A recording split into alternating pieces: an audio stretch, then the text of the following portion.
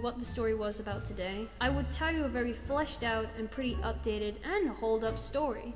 But it was never like that back in the day. As of recent years, I've been touching up this beaten story to make it better than when I first wrote it. I went in and changed character designs, I changed the setting. I can gladly say I like the idea of the story now. And I do at some point finally want to make this a reality. Wow. How things can change in 6 years, huh? Yeah, my son is a gremlin now, but I'm not going to keep the gremlin bit for the sake of the video. 6 years. 6 years since I uploaded my storytime video. I spoke a lot about things I tackled in my years of both being on YouTube and DeviantArt. I thought I'd take the time to cover what's gone on since the video's creation, and how things have changed.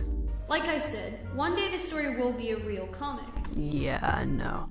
That's not happening. While there's truth behind me going back and touching up the story's broken plot and becoming much more prouder of it, I never felt the drive to actually sit down and draw it. Yeah, I remember attempting it, thumbnailing 2 pages, but again that motivation wasn't there. I may have been proud of the writing, but clearly I wasn't proud on how it was coming out on the canvas. I would have easily turned this into a novel story. That's if I didn't lose it all. Back in 2017 to 2018, I lost all my written media. I never backed up my files back then, so guess the fuck what? They all fucking vanished. Good job, me.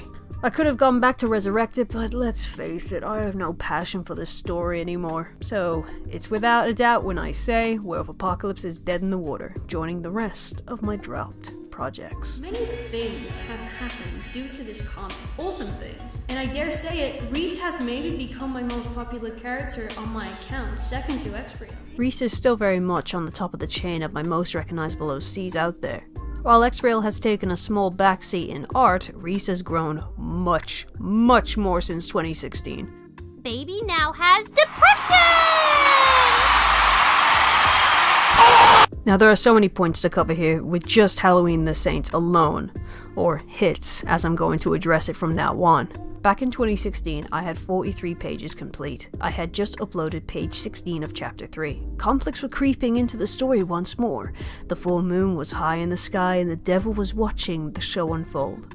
The people who followed the comic back then were eager to get wrapped up in the bloodshed to come. Page 17 to 20 were uploaded to DeviantArt. Meanwhile on YouTube, I had an idea spark. What if I made my own comic dub of hits? It seemed like a brilliant idea at the time, but at the time, I was only animating on fucking Movie Maker and Psy. I didn't have Sony Vegas like I do now, so I had to think of all the beats on how this was going to be made. Hey Ryan, I had this little idea I thought you could help me with. You have the tools, so I thought you could animate my comic. Oh, fuck off. I got my friend on board to help me animate it, as I had to go back into the old horrid pages. But this is where current me's conflicts come from, and still very much haunt me. Allow me to explain. Hits was made back in 2011 with the intention of simply being nothing more than a transformation sequence of pages, then suddenly end. It was never meant to go as far as it did. I explained this in my 2016 video, but what I never took the time to explain was this comic was going off page by page. I made up the story as I fucking went along. So I'd have one idea pop in my head, went with it, then backpedal, try something else, completely making things either confusing to the reader or outright redundant. It wasn't until late 2013-ish onwards, the release of chapter 3, I started to really go and take the time into writing the story properly and have the timeline flow with arcs, rising conflicts, and ways to solve them. Example, take this page. A few pages before this, Reese had lost himself to anger and had slightly wolfed out. While still being in control, he is more prone to violence, thus killing a bunch of rival gang members. That's what you would think, wouldn't you? When you look at this, that's what you would think, huh? But upon this page cropping up, Reese would be saying this blurb of dialogue, giving off the impression he is perhaps possessed? Why? I don't know. Jack and Dexter looking ass. So we went from him seemingly going feral if driven to extreme anger to them being possessed. Another moment of poor story planning is the one gang member who survived Reese, albeit sustaining a broken ankle and severe head injuries. You see he is now safe and sound in bed. Why not in a hospital? I don't know. American healthcare? He tries to sleep only to be greeted with, "Oh, a big big bubbly werewolf boy! He's taken to fucking Mount Claflin, of all places. You know, a place that is a bit of a trek from Shivington. Oh, sorry. Did I not care to explain this apartment's in fucking Shivington? No, I didn't.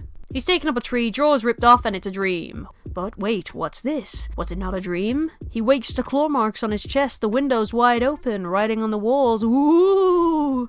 Then a flash of Reese's face overlapping the panel as Carver screams. If you were to read this, what do these sequence of panels indicate to you? Has Reese attacked him in his sleep and made his escape? Was it Reese possessed by the demon that has cursed him? No, that's not what happened at all. Which brings me to my biggest problem with the earlier pages. It makes it confusing to the readers. So what is really happening here? Reese didn't go back to attack Carver. In fact, he doesn't even know where Carver is. Reese went straight back to Purgatory, threw an empty bag at Piers, then went to bed.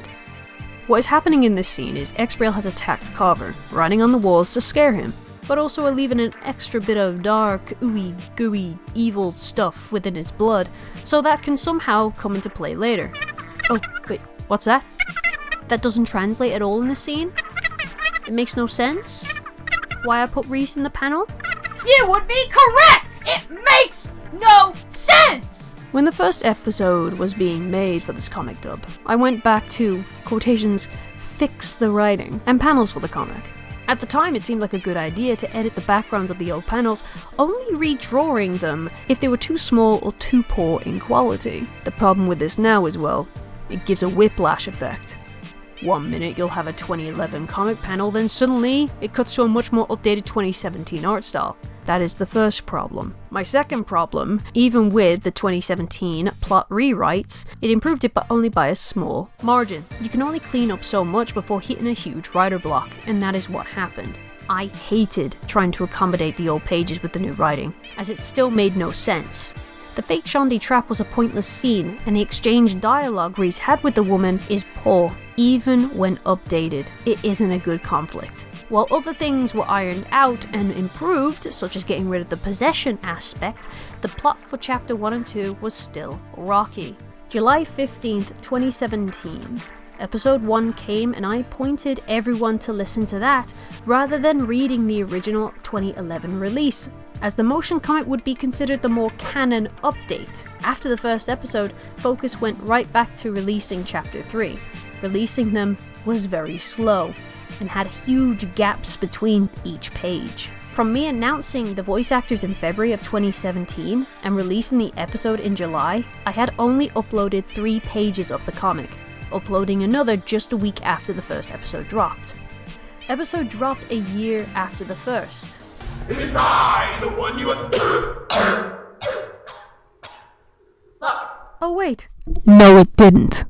Life was getting in the way for both me and my friend Ryan, so not only was episode 2 heavily impacted, but so was my comic. Again, from episode 1 to April Fools of 2018, only 3 pages were uploaded with huge gaps between them. While I greatly enjoyed doing the comic, I started to fall out of love with it more and more. I felt that sinking feeling really kick me. What made things worse was I had a waitress job at the time that really didn't help my mental motivation. And suddenly, come July 2019, I stopped uploading pages. There was no more Halloween the Saints. I went radio silent with the series. That was until 2019 of November. Episode 2 did release. I'll be fair, I think the overall hype or excitement for the episode had died down significantly, but I was still happy to see some folks come back to watch the episode, happy to see it released. And once again, I repeated what I did with episode 1. I pointed them to watching episode 2 over reading the original chapter 2 release. I hated the original 2 chapters so much, I pushed people to watch a video instead of reading it. And because of these 2 chapters alone, I always felt I had to make chapter 3 better. And that's where my huge burnout came from. Folks would message me asking if episode 3 would ever be made. I always gave them a reassuring once chapter 3 of the comic was complete, and episode 3 would be made. But I'm going to say this right now. Envy, 2K22, there will not be an episode 3. I will not make an episode 3 of Hits. Looking back now, I was tackling too much on my plate. My job, my comic, my commissions, the motion comic, and in later 2018, Dungeons & Dragons. And I'm sure I put a lot of stress on my friend too. So once the episode released, it was a good time to take a step back and focus on clearing that full plate. I quit my toxic job, taking up commissions full-time on both Twitter and for Affinity. It got my art more out there. The only writing I had to worry about back then was for my D&D games. 2020 would hit, and so would a certain problem all of us had to face. With all of us being trapped indoors, I returned to jumping back on hits, thumbnailing pages after sitting down to really write and concept new elements I could implement. This was the year I started to fall back in love with my story. By this point, I had been working on hits for nearly 10 years. I added new set pieces to the world, such as a Boba tea store called Booba. New characters came into the mix and old ones were completely overhauled to fit the new motive. The two characters in green were fleshed out to be brothers, named Carver and Declan. I kinda still like Declan, you know, like, the man has my heart. Rhys had huge changes to himself and the werewolf side of him. Same went for his backstory. He actually had an in-depth one this time around, and it would slowly be explored. 2021 rolled around and boom, new pages had returned to DeviantArt, a site I abandoned for Fur Affinity and Twitter. 4 pages were uploaded in 2021, and thus wrapping up Chapter 3. It was done. A chapter that started in 2013 ended in 2021. I had big plans for Chapter 4. I had taken the time to fully write out the events that would unfold. Rhys going to therapy, having his backstory explored, finding out why he acts the way he does. Rhys's depression coming to the surface, new characters coming into the story, and finally him discovering his curse through his lieutenants. Chapter 4 was going to be my best work yet. That's when it hit me. What am I doing? After all these years, 11 years of my heart and soul being poured into this comic, all for it to be nothing more than a fanfiction comic. By this time I had friends going out there selling their comics to the public, at conventions, getting folk from outside the internet to come in and fall in love with their characters and story. Would I even be able to publish this, or even get this out to conventions to sell? No, I wouldn't be able to do that. The world, the supporting cast, and gangs, they didn't belong to me. It was from a game franchise I treasured, and I wouldn't be able to get anything out there. You could say I was scared. All this work. If I did try to sell it, I'd be sued. Even if I could, it meant completely redrawing Chapter 1 and 2 again just to make it remotely presentable. And just like that, I crashed. Anytime I would look at Chapter 4, I would just think, what am I doing? What's the fucking point? I was doing this for fun originally, but now I wanted the comic to grow with me, become something people could have.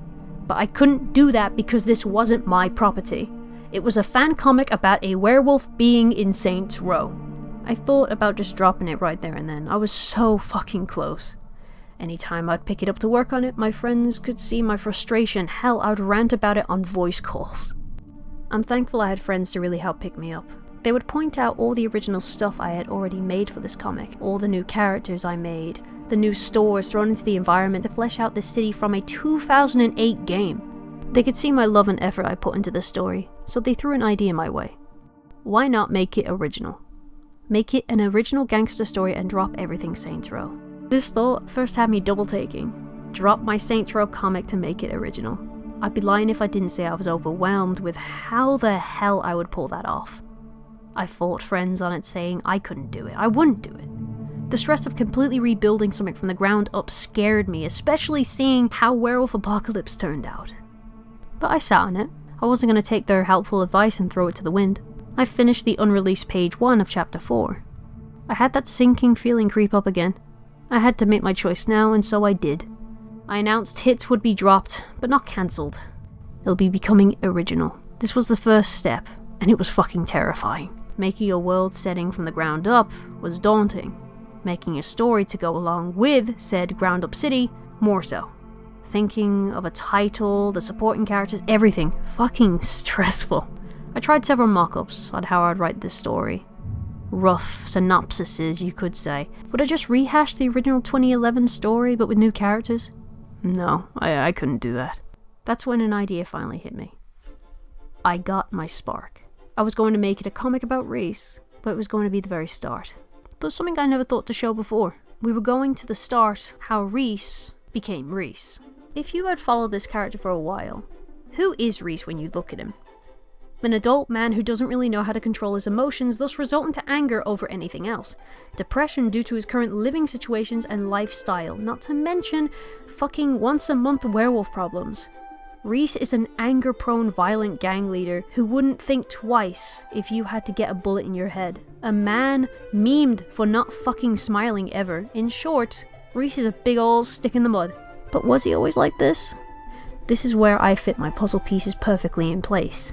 Make an original prequel to then tie into the future original new comic of the current timeline. With the updates made for Reese in chapter 4, some elements were kept, but I had to change things up. Starting with the year of the prequel story.